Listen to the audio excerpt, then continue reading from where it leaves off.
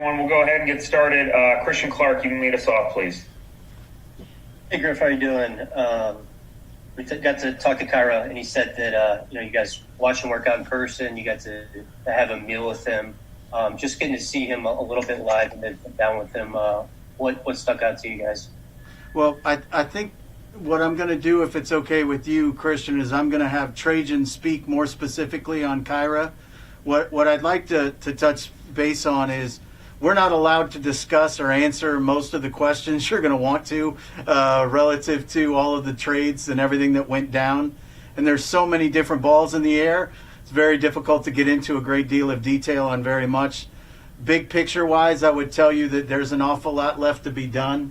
Obviously, with free agency starting as quickly as it does, we have some targets in mind there, and we've got some other trade conversations going on as well. So there's a great many things happening all at one time. And the one thing we know for certain is that Kyra Lewis is somebody that we paid a great deal of attention to all season long. We've been a very large fan of his game for quite some time. And as we went through the draft process and learned more of who he was as a human being, we were very, very confident that he fits everything that we care most about from a character standpoint and from a way that he approaches the game, his work rate. Everything about him really speaks to who we want to be from a DNA standpoint. So we're just ecstatic that he was available.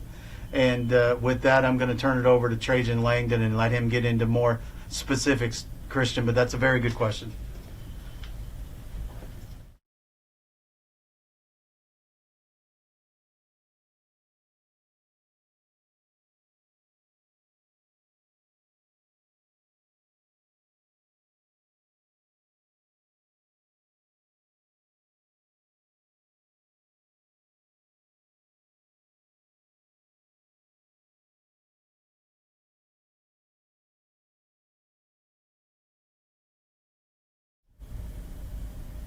Will, go ahead. What's up, Trajan? This is Will Guillory from The Athletic. And I'm wondering, were you guys surprised at all to see Kyra fall to you at 13? And what are the attributes you guys like the most, just to select him right there? Well, we did think he might go ahead of us, but he was definitely a target of ours. And for him to get to us, we're extremely ecstatic. He was a guy that we followed the whole year, watched a ton of tape on, and our whole scouting group did a lot of work and really liked him. Griff talked a little bit about his personality, his character, very hardworking, small town kid, and for him to excel at Alabama like he did in his 2 years when he reclassified up from high school was kind of tremendous. And that just shows his work rate and ability to adapt to two different coaches in a small amount of time as well. So we love the elite speed that he's going to bring, the ability to shoot it and score it, and the ability to get in the paint and make others better. That's one thing that he really talked about when we spoke with him, is loves getting paint touches and getting other guys shots and opportunities to score. Doug Mouton, go ahead. Yeah, look, just in the 2 Zoom things we sat in with him, he just seemed like a really likable guy. How does that sort of fit in, and does that really play a role when you're talking about a guy in a draft and what you can do? Sort of how does that play into this? Great question, Doug. I think for us, and we've always talked about with our culture here, is we want to bring in high character, hardworking, competitive young men. And I think Kyra really fits that here. He really works hard. He wants to get better. When you talk to him, he's soft-spoken, obviously small-town kid, but you could tell he has a desire to be great and be the best that he can be, and those are the kind of people that we want here.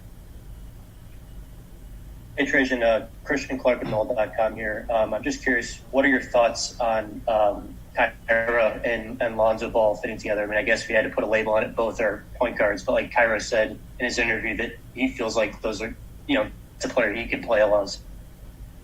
Yeah, I think this is a guard league. It's really fast-paced, a lot of possessions, and I think when you look on our roster now, we have a lot of guard play, a lot of guys that can play together, can make plays that are skilled, can handle the ball, and can make shots. And I think when you see the way that this league is trending, the more players that you can have on the floor with speed and skill, it gives you a better chance to score and get up and down the floor and make plays for not only themselves but for other players on the team. So we're excited about how our players are going to complement each other coming into this next season. Trajan Andrew with ESPN. Building on that a little bit, since Christian just stole my original question.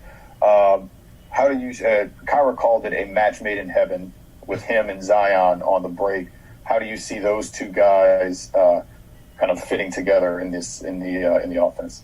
Yeah, I think the one thing that we talked to Kyra about, and one question we asked him is, what's the most joy that you get out of playing? And he said, like I discussed earlier, getting paint touches and making other people better. So we have a lot of shooting on the team. If that kid can get some paint touches, spray out to shooters or throw lobs or make other people better on dump offs, that's what he wants to do.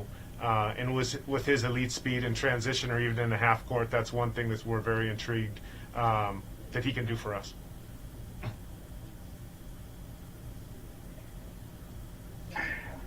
Trajan, this is Fletcher from NBC in New Orleans. Were you surprised by the way the draft unfolded, given the fact that you normally see a flurry of trades, and I don't think we saw one until pick 15 or 16? And not to, I don't expect you to answer this, but did you all try to make any moves or field calls or make any calls regarding moving up or even moving back from your pick? I think you always try to move to a targeted guy, but we found out pretty early in this process it was going to be pretty impossible to move up because everything was on the clock.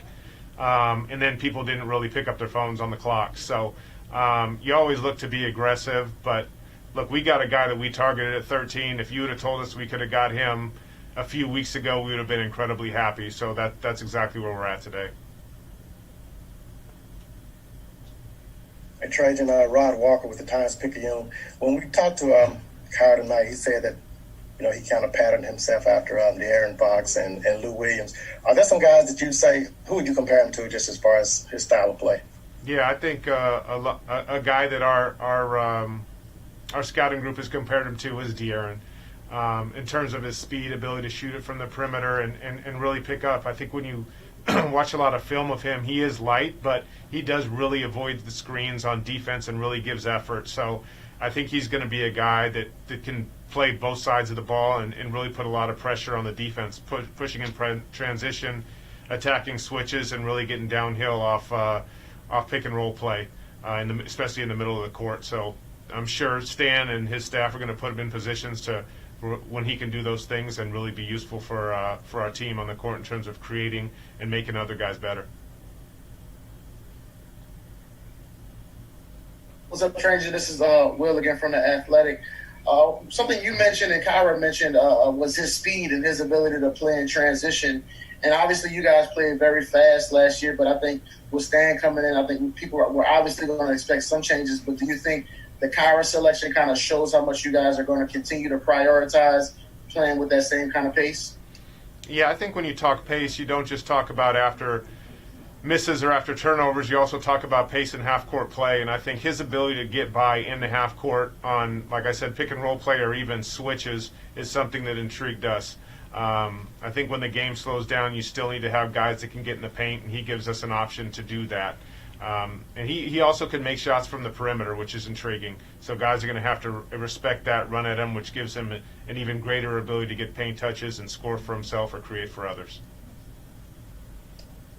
Hey, Trajan, Christian Clark here again. The phrase I heard Griff use a couple of times over the past few weeks was sustainable run. The position you guys are in now, do you feel like you guys are in like a spot where a sustainable run is possible? I think we have to we're always going to keep on bettering our team, bettering the roster, and for us to keep getting better and keep growing, we have a young team. Our guys have to get better. They have to continue to develop, and that's what we're going to push them to do. That's what Stan and their staff will continue to push these guys to do. And, we're going to keep working. I don't think we're ever satisfied with the roster that we've built. We're going to continue to try to put people in places that make us a more competitive team, but we think we've done that tonight. Trajan, this is David Grubb from the Bird Rights. My question would be, excuse me, how important was it to find a player who could contribute this year, knowing that you have this short time between the draft and camp and the amount of turnover that you've already had with the trade that you've made already? Was that a target, or were you just looking for the best possible fit? I think from for us, it's the best possible player that's on the board at the time who has the most upside. He is a young player, having reclassed. Didn't play his senior year in high school. His senior year in high school was basically a freshman at Alabama, so he's really like a freshman coming out after his first year in terms of his age. So for us is the upside from Kyra. Does he get on the floor this year? I'm sure he'll compete for it. He'll get some time, but for us it's the upside and kind of looking toward the future and what he could be. But we do think he can get on the court this year if he competes for it. But it's definitely, like was talked about before, as being sustainable. And we think he can be a great player in this league for a long time. Yeah, hey, this is Doug Mouton at WWTV in New Orleans again.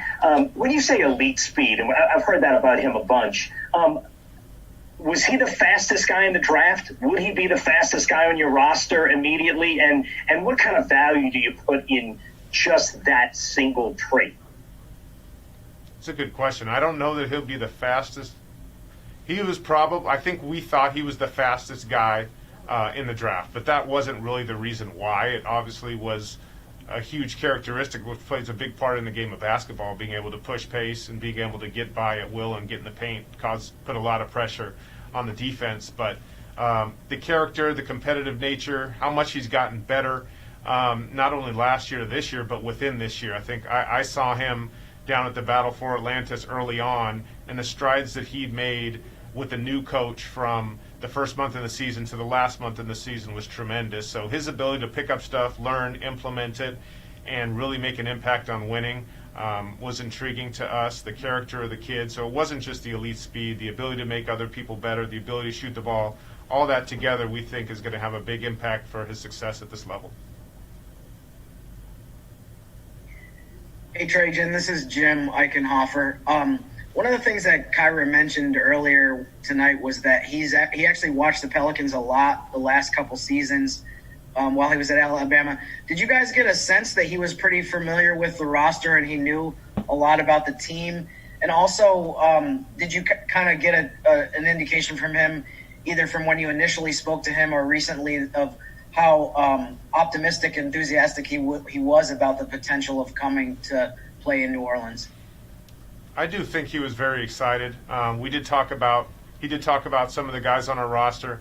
Obviously, he's a kid who's not far from here, so I could understand the intrigue in watching us play, and we were on TV a whole lot. So he is knowledgeable about our team, but I think he and his agent were very optimistic and excited if he would have the opportunity to come here and be part of our organization. So it's a really, really good match for both sides. I'm glad it happened. But we did talk about it. He and his agent and Bryson Graham, our assistant GM, and his agent stayed in touch a lot during the last month or 2 months leading up to this night. All right, Shamit, go ahead. This is going to be the last question for Trajan. Hey Trajan, this is Shamit from Bourbon Street Shots. You mentioned about Kyra potentially being able to play this season. Do you guys plan on utilizing the G League any to further his development? It's a good question. I mean, if it becomes easy to do, we would. There's a lot of questions that surround the G League and how that is actually going to be put together. And so there's a call next week, kind of detailing what that's going to look like. But it's going to be different this year. So I assume that Kyra will spend a lot of time with us in New Orleans and might not spend a whole lot of time with the G League unless it becomes somewhat simple. But the G League could be mapped out a little bit differently than in years past, but we'll see. We'll hopefully see that here in next week or the week after. Okay, great. Thanks so much, Trajan. Sure.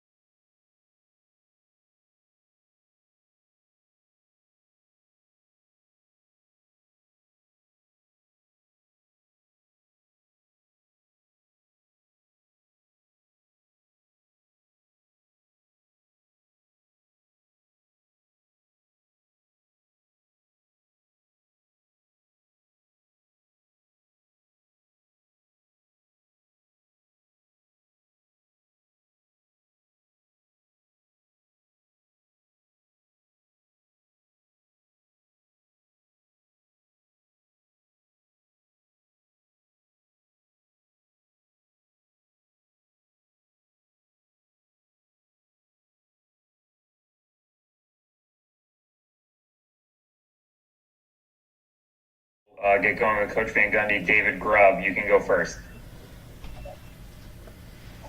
Coach is David Grubb from the Bird Rights. Can you talk about your involvement in the process of the draft process, and then just transitioning a rookie into your system and getting them in camp, and just how this year's shortened timeline affects that in getting ready for the season? Okay, I was not involved in the process. I mean, I'm just being honest. Like, I wasn't here very long. I hadn't watched college games during the year. Griffin, Trajan kept me informed on guys. I knew very early on taking the job that they loved Kyra, so that I knew. But it wasn't like I was involved in the process and giving them input on, my recommendations on who they should draft or anything else. I'm trying to get ready, get a staff hired, get the system in, and all of that. So, and meet with our players and that. So I knew they loved him, and I'm excited to coach him. I do think it's a challenging environment for a rookie coming in, because Kyra's not going to get summer league. He's not going to be here doing, individual work in the summer and getting acclimated to the coaching staff. So it's a challenging environment, but I expect that he's going to come in and compete very hard for playing time and battle people, and we'll see what will happen, and he'll learn. Now the better part about it, I guess, for a guy like Kyra coming in is, with a new coaching staff, everything's going to be new to everybody out there. So it's not like, that you're coming in and these guys have played the last 3 or 4 years in the system and you're trying to catch up without having summer league. It's going to be new to everybody the first day we start practice. So in that way, he's not as far behind as he might be. Got to spin back around, guys. Hi, Stan. Christian Clark with Null.com. Kyra said when we spoke to him that he was really excited to play next to a guy like Lonzo Ball. I mean, just what are your thoughts on the possibility of those two guys sharing the floor in different spurts? I mean, I guess you traditionally label them both as point guards, but not exactly the same skill sets or anything. Well, no, and look, I think if you really look around the NBA now, one of the trends we're seeing for teams, which I think is a good one, is to try to get multiple playmakers on the floor. A lot of guys who can make plays, and I think, Lonzo's there, and we've already had Brandon there. We're excited about Nickeil Alexander-Walker and now Kyra. So I think there's going to be a lot of times where we're playing on the floor with two guys that you would probably classify as point guards, but you can play them together. And I think we've seen with some teams, like Oklahoma City this past year, I mean, their closing lineup was 3 point guards with Chris Paul and Dennis Schroeder and Shai Gilgeous-Alexander. They were playing 3 guys like that. And so I think it's a trend of get as many playmakers as you can on the floor. And you might give up a little size at times, though certainly with Lonzo we don't. And those guys are going to go out and play really hard and be very tough to guard off the dribble and make plays for each other.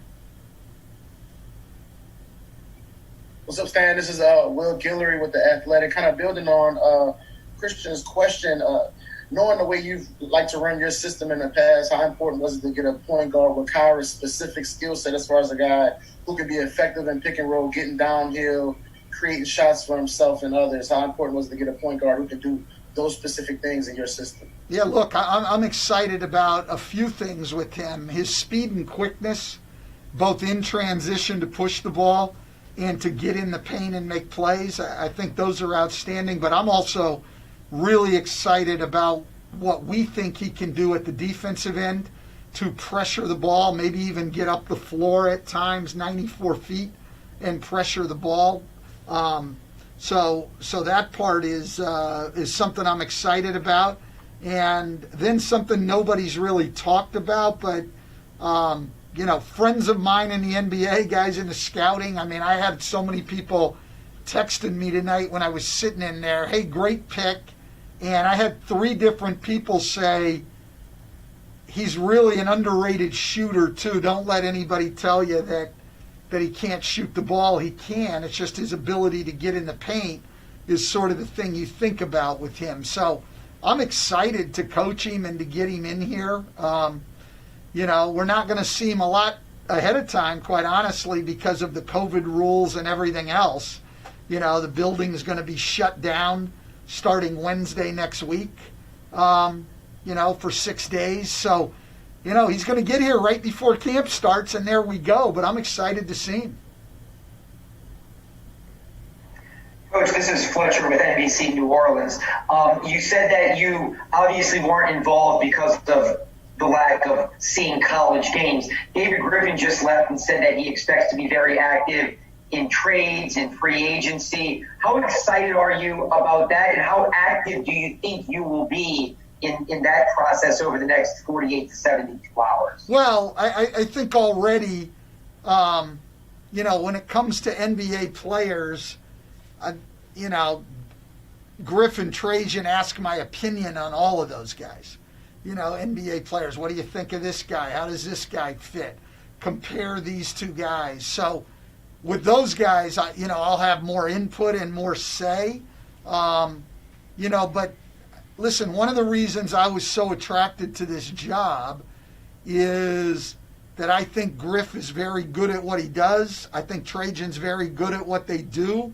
I trust those guys on player personnel. And when they ask for my opinion, I give it. But at the end of the day, it's going to be their decision on trades and free agencies. And I have great trust in that. And what it allows me to do, especially when we're going as fast as we are, is it allows me to spend 90% of my time on meeting with my coaches, because we're new to each other, and starting to really come together on how we want to play on the floor, what our system is going to look like. And so I'll give opinions, but I'm really putting my trust in those 2 guys. Like I say, that's one of the things that excited me about this job. Stan, it's Andrew from ESPN. One of the things Kyra mentioned during his availability, he called it a match made in heaven, talking about running the floor with Zion on the break. What do you think he can bring there, especially when you put guy when he's running it with Alonzo, a BI, a Zion, and things like that? Well, yeah, look, I think we want to play up-tempo. What that exactly comes down to mean, Andrew, I'm not totally sure, in terms of how fast and in what situations. But we definitely want to get the ball up the floor. And I think if you're going to do that, clearly you need guys who can get up the floor. That's the first thing. But you need guys that in transition can attack and make plays. And the more of those guys you have, the better off you're going to be. And so to add another guy like Kyra, who can either be the guy leading the break and pushing the ball and making plays for other people, or can be the guy that we throw ahead to and he can go on the attack. I think he can fit in either place with us, and I think that's what happens when you have multiple ball handlers and you can play more interchangeably. Hey, Stan, Christian Clark here one more time. This is not really a draft question, but so far, have you had a chance to meet a lot of your guys in person? And what is just your sense of their sense of we're about to go through a very abnormal NBA season? Yeah, look, I've met most of them, of the guys we have under contract in person. So, I don't know if there's anybody other than maybe some free agents that I haven't met, quite honestly. I didn't go see JJ, but I've met him, obviously. I coached him for 5 years, so I've met him. So I think I have met – I haven't met Melly because he's in Italy. And while my wife thought that was the trip we should definitely take to go meet with a player, and she encouraged that, I don't think we can get in the country right now anyway, so that one has to wait. But everybody else I have met with.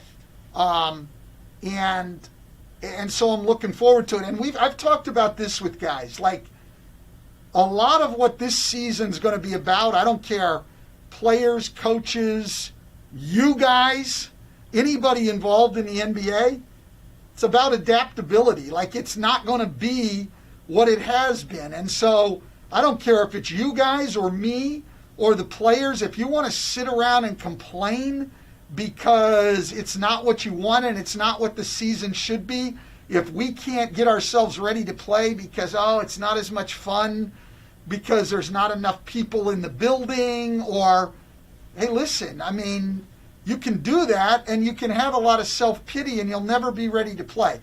This is all about adaptability. This season is going to be totally different, and in a lot of ways it may change from day to day. You know, we don't know what exactly the rules are going to be. We might play in some arenas where there's more people. Golden State has said, right, that they're going to have people in the building. The Lakers have said they're not going to have anybody in the building. It's going to change from day to day. At times, you might have somebody test positive, and then you're going to have to quarantine, and you're going to lose them. Like, every day, you're going to come in, and it's going to be different. And for us to be good, we have to have the mindset of we are going to be ready to compete anytime, any place, under any conditions. And I have spouted that to them already, and will continue to, because that's the reality of this whole situation. And I'm not going to make excuses for myself or my coaching staff, and we're not going to make excuses as a team. This, it's cliche now, but it is what it is. This is the season. We have to approach it that way and play by the rules that we're going with this year. I mean, we got training camp dates today. I mean, like, we didn't know yesterday what we were doing with what we could do with training camp. Okay, well, that's the way it is. We got to be ready on the day they say we can start. Doug Mouton, go ahead. This is going to be the last question for Coach, everyone. Yeah, hey, this is Doug Mouton at WWL TV in beautiful downtown New Orleans. Look, I know you can't talk anything about any specifics, but would you say in general terms that you're excited about what the team has been able to accomplish in the last week or so? Well, yeah, I can't talk about any of that, so I'm just excited, Doug. I'm excited to be here. I'm excited to be with a front office that is very proactive and constantly thinking of ways to make things better. And I'm excited with the interactions I've had with our players. I'm excited about my staff. I'm excited about living in New Orleans.